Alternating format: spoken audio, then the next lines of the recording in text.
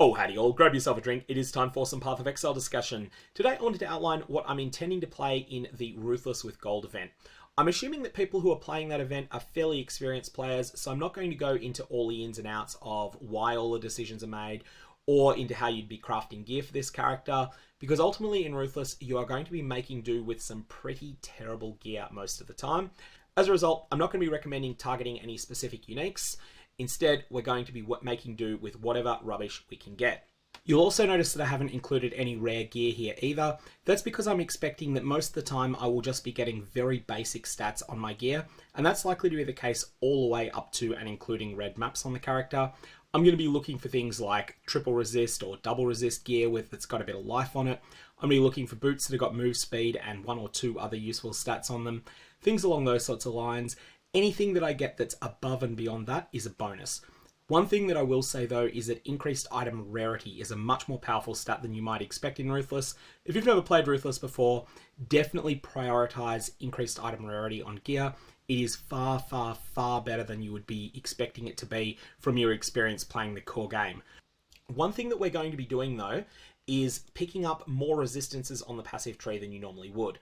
Practical Application is a node that is just occasionally taken in the base game, but it's very, very, very good in Ruthless. 20 to Strength and 20 to Dexterity solves problems. In the base game, you'd solve that with gear. In Ruthless, you might have to solve it with the tree. Additionally, we're very close to Frostwalker, Lightning Walker, and Firewalker. We do not want to allocate these nodes. However, if we have to do so, we've got the option, and it's important to remember that they're there. They're something that might well save you if you get into a spot of bother. Otherwise, we have a lot of good quality chaos damage nodes on the tree, or damage over time multiplier and things like that. You'll notice there's less investment in auras than you would normally experience in Path of Exile in the modern day, and that's because Grace and Determination are extremely, extremely valuable and precious items in Ruthless. If you do get one of these auras, then I do have a contingency in mind, and I'll discuss that in a sec.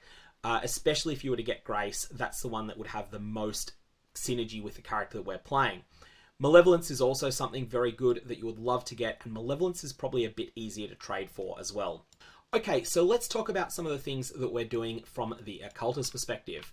You'll notice here that there's only 3 different Ascendancy notables allocated. That's not an accident. In Ruthless, the 4th Labyrinth does not grant you an additional Ascendancy, so you're stuck with 3.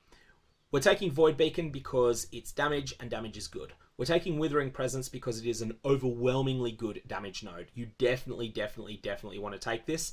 It also has 60% Chaos Resistance, which is really, really valuable as well. Then we're taking Profane Bloom, although I won't fault someone that chooses to take Unholy Authority instead. Profane Bloom will give you more clear.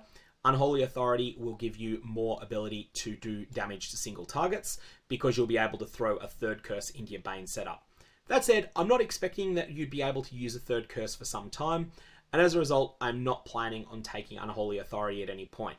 There are some unique items that also allow you to apply an additional curse, and there is a very rare mod on Hunter chest pieces that you might see if you go far, far, far into the late game.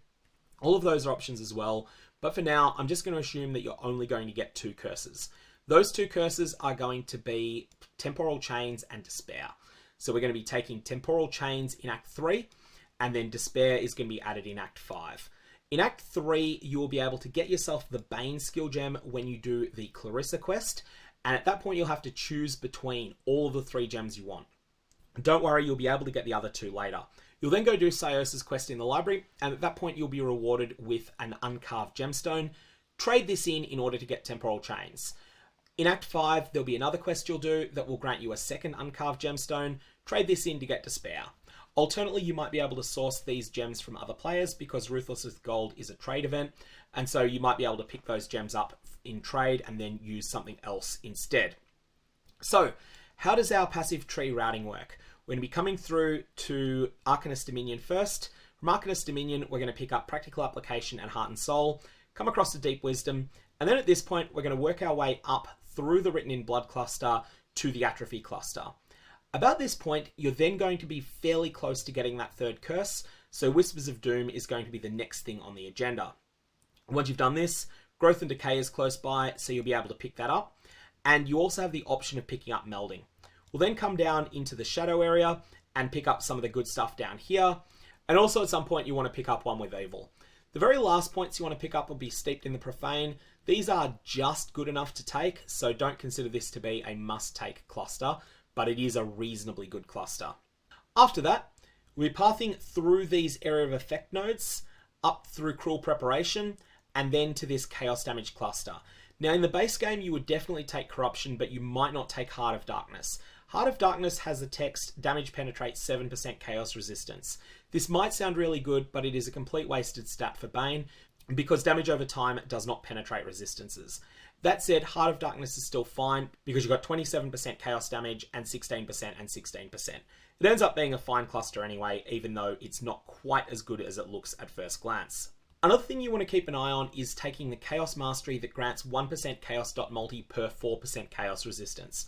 You definitely want to take this at the point you take Withering Presence, if not before, and you can also take it when you take One with Evil. Just whichever one of those you take first, at that point you then definitely want to take this specific mastery, which is a Chaos Mastery. Now we have the question of various contingency packages you might want to consider. So the first contingency package involves you getting very lucky and getting Grace to drop. If this happens, you're going to want to pick up Supreme Ego, you're going to want to pick up Revenge of the Hunted, you're then also going to want to pick up Charisma and Influence, Charisma being here and Influence being here. And also one of the Reservation Masteries that grants 10% increased effect of your auras on you. This is going to be a substantial package for making you tankier, especially once you take Ghost Dance. Ghost Dance will then put you in a situation where you'll have a fair amount of recovery of energy shield that will be instant, and because you'll have a lot of chaos resistance, this will be a pretty tanky overall package. I don't think that you'll be anything like indestructible with it, but you'll feel a lot less squishy than you would be otherwise. This is probably the strongest of the packages, and so it's my recommendation if you can get that lucky Grace drop. But of course, Grace is a very in-demand item, and you might not be that lucky. The next option is a Stun Immunity package. Now this requires you to use a shield, and here you're going to take Avoidance, Stun Avoidance, and Tolerance, and then the Resistance and Ailment Mastery for 20% chance to avoid being stunned. That's going to give you 80% stun avoidance. You're then going to use Arcane Sanctuary to bring that up to 105%, which is equivalent to 100%. That makes you immune to stun.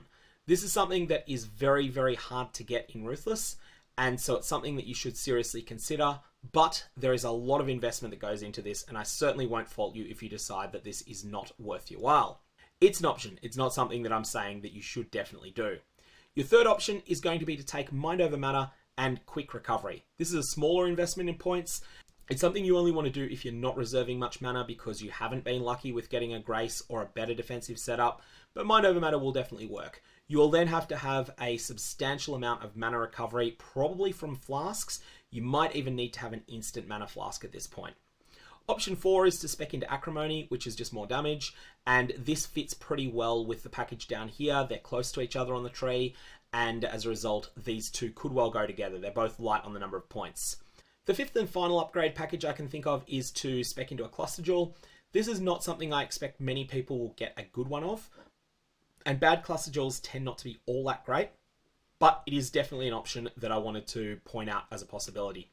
In terms of skills, we're going to be using Bane linked to Temporal Chains, linked to Despair, and then really linked to whatever support gems help it at that point. There's a number of things that can all work, from the mediocre like Efficacy and Arcane Surge, through to some quite strong ones like Controlled Destruction. Ultimately, for support gems, you want to use what you can get and leverage the fact that this is a trade event in order to pick up ones that don't drop for you, but that are available for a reasonable price in trade. And things like Void Manipulation tend to be pretty affordable, whereas things that are much more universally in demand end up not being so affordable. Finally, you're going to want to supplement your damage with an additional Chaos Damage over time skill. One option you can use is Soulrend, another option is Blight, and here I am personally going to experiment. I'm not going to go in with a set plan of I'm going to force Soulrend to work no matter what. I'm just going to try out different things and see what works best, and I'll keep people updated on my findings. And finally, you should remember that you can be flexible. If you get a decent jewel, spec into there. If you get an outstanding shield, maybe you want to spec into Mystic Bulwark. There's all sorts of different little options that you've got in the area that provide you with ways to customize a character in accordance with the gear that you get. And that is something you will need to do much more in Ruthless than you would do in the base game. Ultimately, in the base game, you can just make a plan and stick to it. In Ruthless, you have to be much more flexible. Anyways, if you do play in the event, I hope you have fun with it. May your Val Orbs have interesting results, and remember, you won't get very many of them in Ruthless.